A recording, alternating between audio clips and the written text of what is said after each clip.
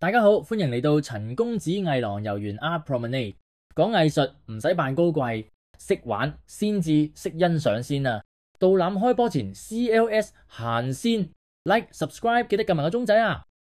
各位，最近有個新聞搞到我個收藏家群組震晒啦，話係跨界別世紀大撞衫，主角係邊個呢？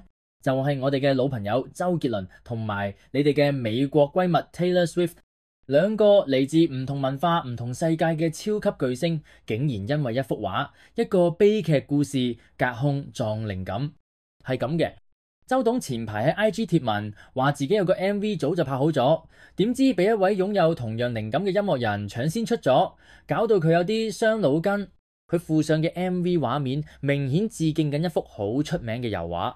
然後各位神探網友一夜就鎖定咗周董講緊嘅，咪就係啱啱發佈新歌《The Fate of Ophelia》MV 嘅 Taylor Swift 咯。個個都話：哎呀，周董同人撞橋喎。但係本公子要話你知，呢個故事只講對咗一半，因為藝術呢味嘢好似飲酒咁，同一支酒唔同人飲唔同風味。兩位天王天后撞到正嘅係莎士比亞四大悲劇《哈姆雷特》入邊嘅悲劇女主角啦，奧菲利亞 Ophelia。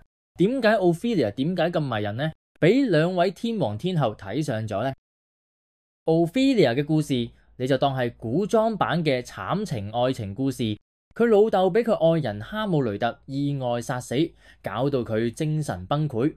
最終拎住一堆花想掛上岸邊嘅柳樹時失足跌咗落水，但佢冇掙扎，只係靜靜咁唱住歌，然後香消玉殞。呢個死亡嘅瞬間，冇掙扎，冇痛苦，只有一種令人窒息嘅詩意同美麗，成為咗無數藝術家嘅妙思女神，好似一個永恆嘅視覺意象。但係周董同 Taylor Swift 睇中嘅 Ophelia 其實係兩幅唔同嘅畫啦。呢個先係呢次撞靈感最值得玩味嘅地方。如果喺視覺上做拆解，可以話一幅係華麗到窒息，一幅躺平住咁對抗命運。周董致敬嘅係前拉斐爾派大師約翰艾弗雷特米萊 John Everett Millais 喺1852年畫嘅 Ophelia。你睇呢幅畫就知道點解佢咁受追捧。米萊用咗極致嘅細膩筆觸。Ophelia 身上嘅華麗服裝係用最靚嘅顏料一絲不苟咁描繪出嚟，但係呢種華麗反而襯托出佢內心嘅殘破同脆弱㗎。佢個樣望住天空，眼神內滯，微張嘅嘴唇，好似想問一句：點解你要咁對我？成幅畫充滿住詩意華麗，但係又悲傷得令人窒息㗎。佢象徵住愛情嘅背叛同生命嘅轉瞬即逝，係經典嘅淒美代表。而 Taylor Swift 嘅新歌 MV 呢，雖然開頭都有米萊嘅影子，但佢主要致敬嘅係德國藝術家弗里德里希·赫澤 Friedrich Heiser 喺1900年畫嘅 Ophelia。Heiser 赫澤呢個版本呢，風格呢就浪漫得多㗎。畫入邊嘅 Ophelia 咧，好似瞓着咗咁，身體被鮮花包圍，靜靜咁躺喺水面上，冇米萊嗰種強烈嘅戲劇性，多咗一份寧靜同埋安詳。最重要嘅係咧 ，Taylor Swift 唔單止致敬，仲要顛覆佢。佢嘅專輯《The Life of a Showgirl》就係講佢成為 showgirl 嘅幕前幕後。喺 MV 入邊 ，Taylor 扮演嘅 Ophelia 唔再係槁木死灰，任由命運擺佈。佢張開咗雙眼，直視鏡頭，帶點挑釁意味，好似要對抗命運一樣。佢用呢個經典悲劇嚟表達現代女性嘅強韌，就好似佢歌詞最後一句咁講：You saved my heart from the fate of Ophelia。Taylor Swift 就係用 Ophelia 嘅殼裝咗一個勇敢而且堅強嘅現代靈魂。所以話咧，今次嘅撞靈感根本唔係撞衫，而係兩位大師級嘅音樂人同時睇中咗一個充滿情感爆發力嘅故事，然後用佢哋自己嘅文化同視覺去同佢哋嘅觀眾重新對話。所以今次事件呢，本公子有3個重點想講：一，要分清版本，唔好人云亦云。藝術家同文學家一樣，對同一題材都有自己嘅演繹。下次睇到一幅畫，記得揾埋唔同版本嚟對比下。好似周董同 Taylor Swift 咁，你就會發現更多彩蛋。二、藝術咧始終係要落地。呢件事搞到 Taylor Swift 嘅粉絲咧衝去德國嘅博物館啊睇黑澤嘅真跡。呢個就係藝術嘅魅力。藝術唔係要擺喺神台，而係要融入生活。三、學習轉化。悲劇呢唔一定只有悲傷。Taylor Swift 示範咗點樣將一個經典嘅悲劇結局轉化成一個重新堅強嘅現代宣言。我哋深入咁探討咗周董同 Taylor Swift 隔空致敬嘅話題。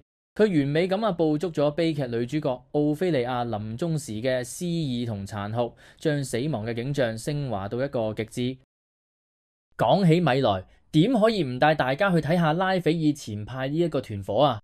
冇錯，我哋而家就去認識米萊所屬嘅一個超級反骨、超級有戲劇性嘅藝術團體——拉斐爾前派 The Pre-Raphaelite Brotherhood（PRB）。如果你以為藝術史好悶，今晚本公子話你知，呢班人嘅故事比8點檔嘅肥皂劇仲要精彩。首先呢，要問一個好玩味嘅問題啊，點解呢個團伙要叫拉斐爾前派？個名已經擺明車馬啦。佢哋唔中意拉斐爾，起碼係唔中意學院派對拉斐爾嘅僵化解讀。拉斐爾係文藝復興嘅三巨匠之一，佢嘅作品同佢所代表嘅古典主義、完美嘅構圖、理想化嘅人物、美態，喺19世紀嘅英國藝術學院入邊呢，簡直就係天條啊！嗰時呢啲學生，包括咗米萊讀嘅英國皇家藝術學院呢，被訓練呢去模仿拉斐爾之後呢嗰種優雅，但係有啲形式化嘅風格。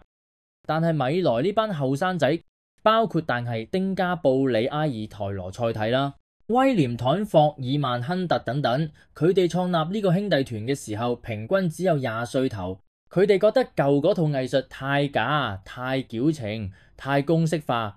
佢哋話，自從拉斐爾之後嘅藝術就變得越嚟越假大空，缺乏靈魂。所以佢哋嘅目標就係回歸到拉斐爾之前嗰種未被學院規範污染嘅純粹虔誠同勢利。咁拉斐爾之前有啲乜？佢哋追尋嘅主要係文藝復興初期嘅藝術，嗰時嘅畫作充滿住極度寫實嘅自然景象，可以話係寫實主義。佢哋相信藝術必須忠於自然，拒絕嗰啲為咗美觀而犧牲真實細節嘅畫法。佢哋會好似科學家咁，將每一個細節，無論係樹葉、水草定係人物嘅皺紋，都畫到清清楚楚，務求做到眼見為實。仲有強烈嘅民族主義同埋古典文學嘅加持。佢哋中意畫英國本土嘅故事、莎士比亞嘅戲劇、中世紀嘅傳說等等，用充滿詩意嘅甚至帶啲中世紀神秘感嘅風格嚟表達強烈嘅道德同宗教情感。當然啊，都唔少得強烈嘅象徵主義啊！佢哋嘅畫從來唔會無端端放啲物件入去，每一樣嘢都係一個密碼，暗示緊道德、愛情或者角色嘅命運。總結嚟講，佢哋嘅核心精神呢，就係忠於自然啊，忠於故事嘅情感，拒絕虛假嘅學院派規範。佢哋就係一群充滿浪漫理想，同時又極度要求技術細節嘅藝術界反骨仔。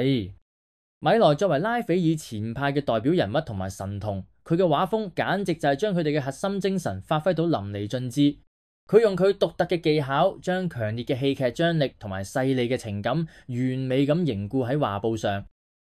我哋再睇多次奧菲利亞，佢點樣將寫實主義同淒美意象結合得咁完美？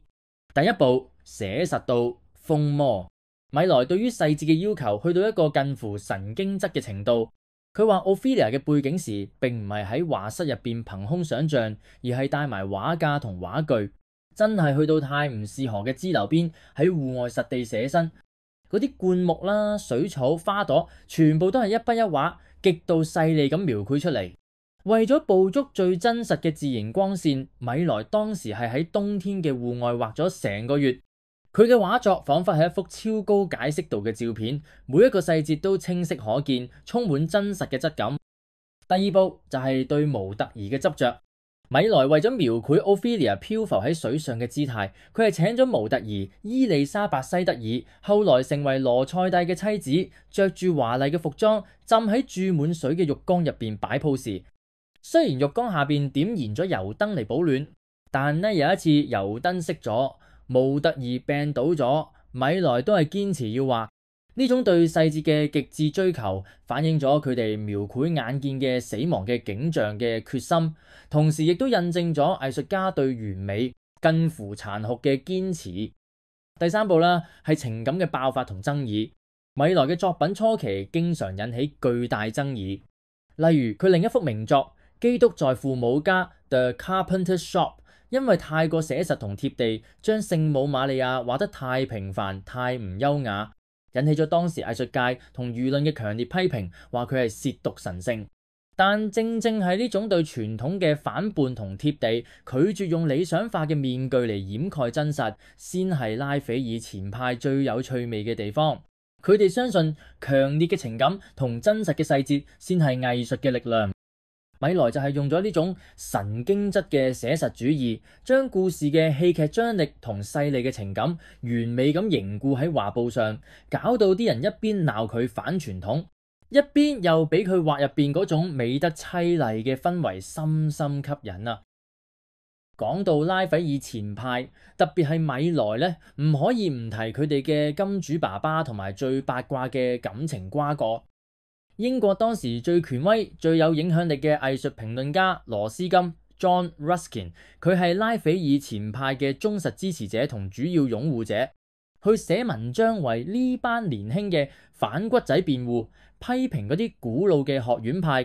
可以話無羅斯金嘅加持，拉斐爾前派好難喺當時嘅藝術界立足。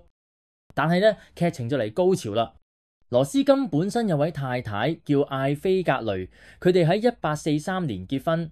米萊因為幫羅斯金嘅太太畫肖像而認識，朝夕相對之下，竟然發展出咗一段禁忌之戀。最後點呢？艾菲同羅斯金解除咗婚約，再嫁俾咗米萊。邊個叫羅斯金對成年女性唔感興趣啊？呢個係當時嘅一個玩味嘅梗，因為艾菲同羅斯金嘅婚姻最終以未圓房事為由宣告無效，令呢段藝術史上嘅三角戀充滿咗爭議同戲劇性。呢單新聞轟動成個英國藝術界，搞到米萊名譽掃地一段時間啊！但係亦都側面印證咗藝術家嘅生活永遠都比佢哋嘅畫作更有戲劇性。羅斯金、米萊、艾菲呢段橫刀奪愛嘅三角戀，就好似佢哋畫咗一樣，充滿住細膩愛恨交織嘅複雜情感。呢個故事啊，同時亦都展現咗拉斐爾前派對女性形象嘅迷戀啊！佢哋嘅作品呢，經常以呢啲充滿戲劇性嘅女性角色作為主題啊。所以下次你去睇米萊或者任何拉斐爾前派嘅畫，本公子有兩個建議，幫你解鎖佢哋嘅作品。第一個建議係放大、放大、放大，唔好齋睇遠景啊！你行近啲啊，睇下佢哋點樣處理頭髮啦、絲綢啦、水草啦、泥土啦。佢哋對細節嘅沉迷咧係前所未有嘅。你行近兩步咧，就會發現咧呢種畫法簡直就係超高解像度嘅油畫。你甚至可以玩一個觀展任務，睇下你可唔可以數到奧菲利亞身上有幾多種花，然後喺你本筆記度畫低佢嘅細節。第二個建議係揾 symbolism， 留意畫入邊嘅花、動物、物件。拉斐爾前派嘅畫從來唔會無端端放啲嘢入去，每個小細節都係一個密碼，暗示緊聖經故事、神話或者角色嘅命運。例如喺奧菲利亞入邊，每一種花咧都係有特定嘅含義。節目嚟到尾聲，啱口味嘅就記得 like 同埋訂閱，留言話我知下一站想去邊啫。你中意米萊筆下呢種美得淒厲嘅藝術，定係更愛黑澤嗰種寧靜嘅浪漫？我係陳公子，講藝術唔使扮高貴，識玩先至識欣賞。夜未央，下集再遊園。